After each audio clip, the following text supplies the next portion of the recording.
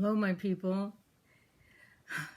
This is Resilient Lives, and this podcast is coming to you by special request.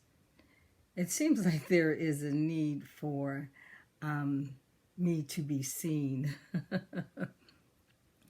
I know this self-quarantine is starting to be a little tough. We've been in the house for about 2 weeks, and we started this podcast because we realized that there is a need for us to engage and interact, and we've been doing it with these devices. But now it's like we're hearing that it's going to be extended, and I miss my people. I miss being able to see them and touch them, and I know that you are too. So right now I just want to say, hey, I love you, send you a hug. We can do this. The whole reason we started looking at this is because we realize that babies, when they're born, they need to be held and touched to thrive.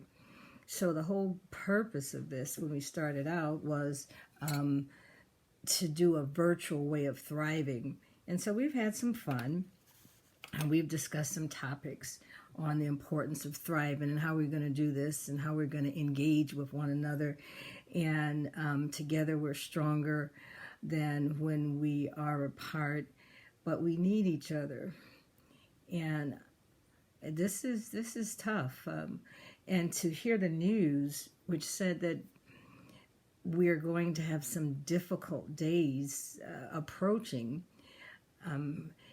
that's difficult. I don't know how it's making you feel, but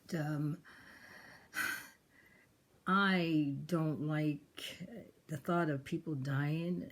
It saddens my heart,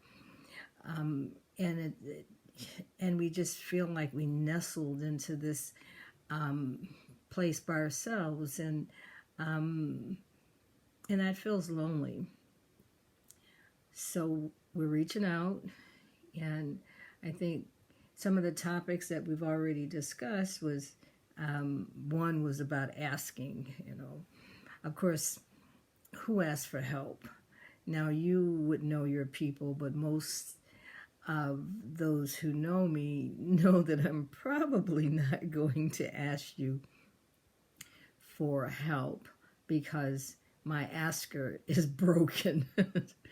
So we were talking about that, why, how did my asker get broken, and because it's important that we be able to ask for help, ask for support during this time. And if we are so into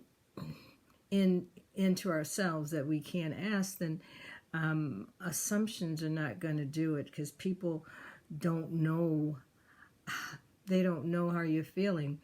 In person we can get the body language, but when I get a text, I don't know what mood the person was in when they sent it, and I don't know if they got up on the wrong side of the bed. So, I'm going to be a little cautious about that. So we talked about that, and we explored about our asking. Then, of course, we looked at obstacles. And this is definitely presenting an obstacles. Obstacles we looked at, are things that stand in the way, things that we look to get over and to, but the book that I was reading was talking about obstacles being a gift. How about that?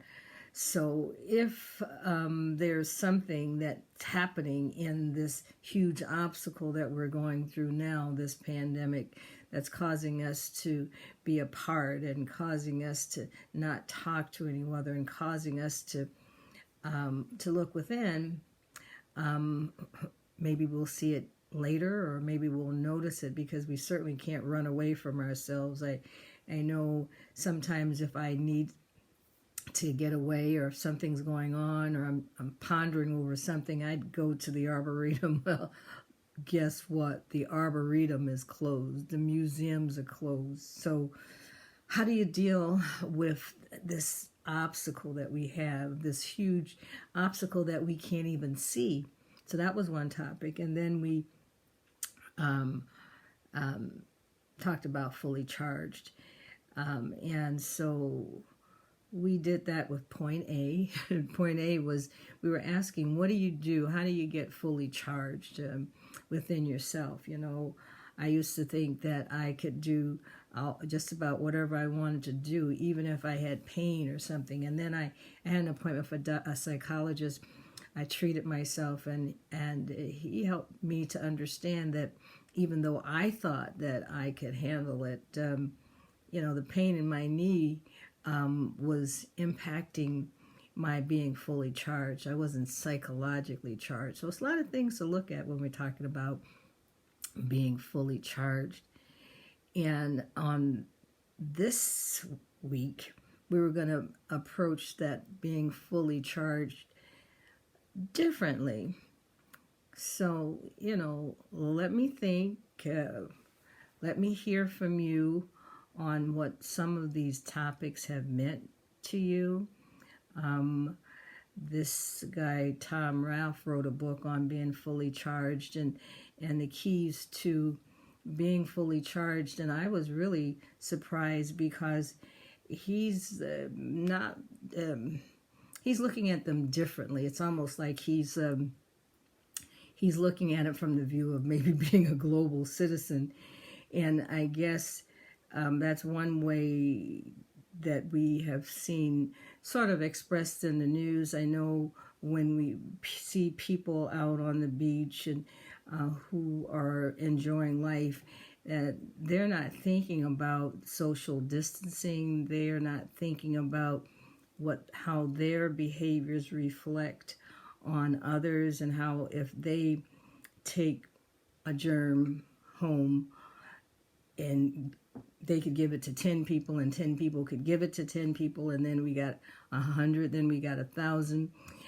So I don't know if they're thinking about being a global citizen, but a global citizen is one who looks at the world, how we're all connected. And this is really crazy because this whole thing has gone to the whole world.